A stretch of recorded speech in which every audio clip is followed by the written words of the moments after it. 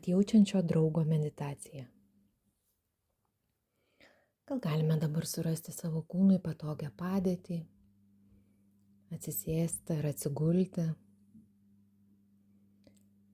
ir savo dėmesiu susijungti su kūnu per jame esančius pojūčius. Galbūt pastebėsime įtemptas ar atpalaiduotas kūno vietas.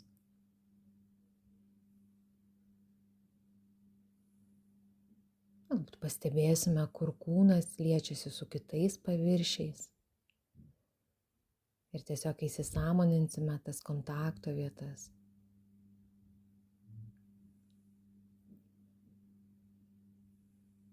Taip pat galime pastebėti švelnumo, minkštumo, kietumo pojūčius kūne.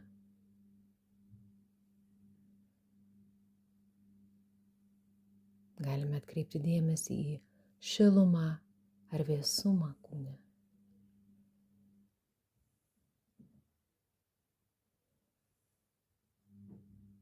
Ir gal galime kūną laikyti kaip plačią erdvę, talpinančią pačius įvairiausius pojūčius, kaip platų lauką, kuriame leidžiame būti viskam, kas šiuo metu yra.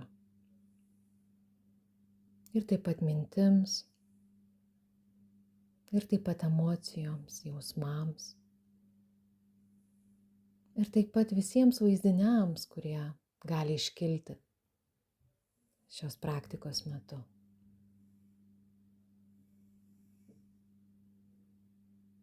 Atkreipkime dėmesį į kvėpavimą, kaip jis šiuo metu vyksta,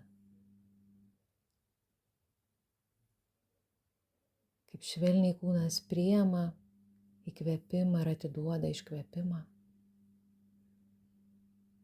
Ir jeigu jaučiame, kad norisi dar galbūt pasikviesti daugiau raminimo į kūną, galime kvėpavimą šiek tiek ir palėtinti, ir pagilinti. Ir tiesiog leistis būti supamiems kvėpavimo bangų. Mūsų kūnas gyvas, jis kvėpuoja, jis švelniai banguoja. Kvėpavimas tarsi nuvilnyja per kūną.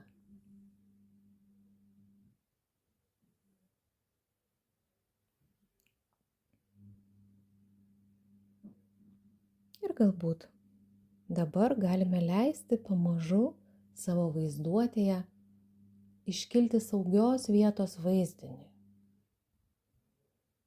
Tegul jis ateina pernelyg jo neieškant ir nespaudžiant savęs.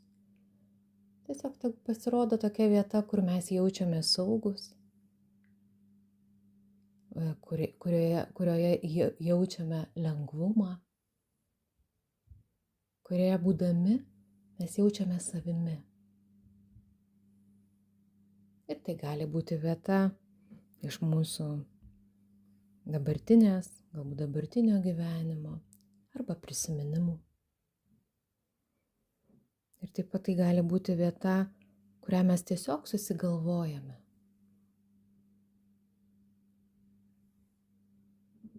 Ir kai pamažu ta vieta ryškėja, galbūt galim įtraukti visus savo sensorinius pojūčius ir tarsi dar geriau su ta vieta susijungti. Apsidairyti, kaip ši vieta atrodo. Ar tai yra kažkoks gamtos kampelis, ar ta vieta lauke, o galbūt viduje kažkokiam pastate. O galbūt dar kažkokios erdvės dalis.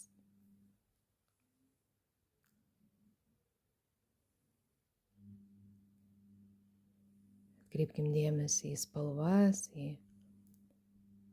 į formas, į paviršius. Galbūt toje vietoje yra kažkokių garsų, ar tai vietai būdingi kažkokie kvapai.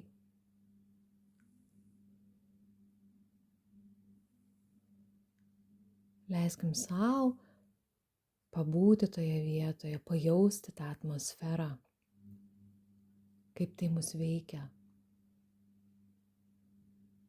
Galbūt pajusime viduje bent truputėlį daugiau saugumo iškylančio, ramybės. Dar įsivaizduokime, kad šita vieta džiaugiasi mūsų buvimu joje. Jis sveikina mus, kad mes esam joje. Priima mus besąlygiškai. Mes galime atsipalaiduoti ir tiesiog būti. Ir kartu būti pakankami joje.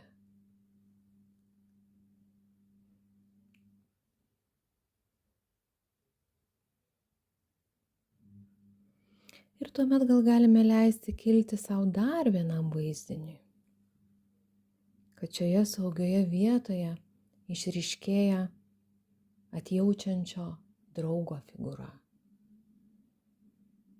Ir tai gali būti žmogus, gali būti gyvūnas, gali būti kažkokia kad ir dangiška ar fantastinė būtybė. Bet kas, ką mūsų vaizduotė dabar pasiūlo, galim leisti vaizduoti ir nustebinti mus.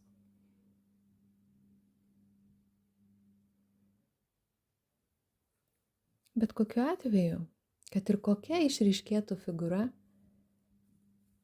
svarbia įsisąmoninkim, kad ji yra ta, kuri įkūnija atjautą, kuri įsipareigojusi rūpintis mūsų gerovę. Ir jai yra būdingi visi atjautos bruožai.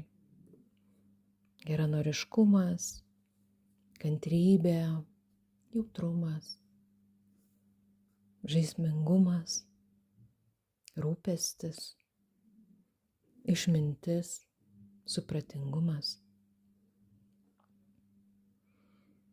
Ši būtybė, šis mūsų atjaučiantis bičiulis spinduliuoja drąsą ir stiprybę susidūrus su gyvenimo iššūkiais. Ir jis tvirtai lieka mūsų pusėje, kai mes kenčiame. Priima mus tokius, kokie esame, su visais mūsų tobulumais ir netobulumais. Ir linki mums viso ko geriausio iš visos širdies. Ir smalsiai patyrinėkim, kaip atrodo mūsų šis atjaučiantis draugas, iškilusi būtybė,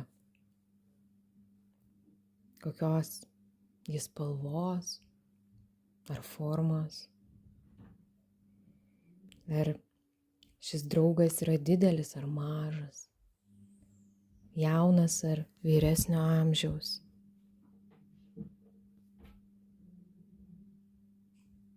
Kur erdvėje šiuo metu jis yra mūsų vaizduotėje? Ar yra priešais mus, ar šalia mūsų, ar už mūsų? Koks atstumas mus skiria? Gal atstumas labai mažas. Ir mūsų tyrinėjamas vaizdinys, jisai gali būti ir itin detalus, gali būti mažiau detalus ir maišytis keletas vaizdinių. Vieni kyla, kiti praeina. Tiesiog leiskim vaizduotei iškelti tai, kas kyla. Ir jeigu mūsų atjaučiantis bičiulis pažvelgia į mus, kaip įsivaizduotume jo akis, žvilgsnį ir veidą. Galbūt pamatytume dar kažkokių daugiau detalių. Galbūt galėtume užuosti kažkokius kvapus. Ir jeigu šis bičiulis kalbėtųsi su mumis, koks būtų jo balsas.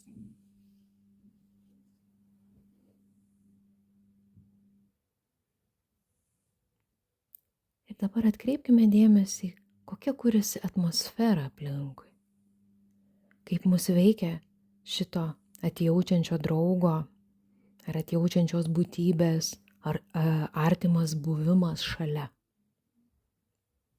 Kokius pojūčius pastebim savo kūne. Ką pastebim savo veide, krūtinėje, pilve, rankose, kojose. Kas vyksta su mūsų mintimis ir jausmais?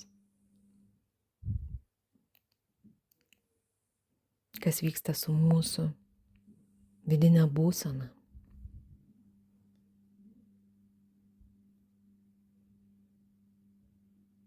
Gal galime įsivaizduoti, jog labai vertiname šios būtybės buvimą šiame momente, jos kompaniją.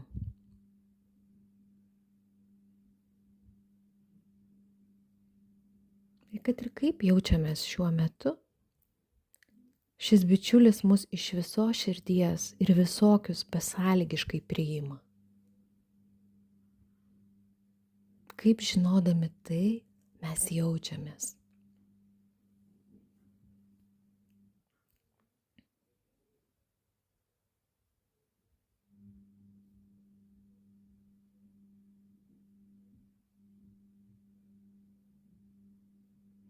Ir galime savo priminti, jog tai yra praktika, kurios metu gali kilti įvairių patyrimų, susijungiant su šia figūra ir bandant užmegzti ryšį. Gali kilti trumpalaikiai vaizdiniai, kurie ateina ir išnyksta. O galime tą ryšį užmegzti ir pajusti labai stiprų ir tvirtą. Tiesiog leiskime būti tam, kas šiuo metu mūsų patirtyje yra. Be vertinimo, o su priėmimu. Ir atjautą savo patiems praktikuojantiems tai. Ir šią praktiką galime tęsti dar kurį laiką, vizualizuojant šį atjaučiantį bičiulį.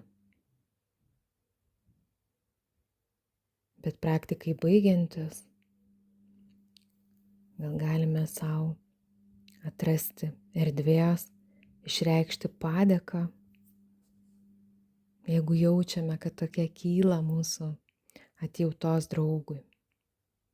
Ir galbūt, jeigu norime atsisveikinti su juo, tokiu būdu, kaip mums norisi. Ir tuomet leisti šiam vaizdiniui išnykti,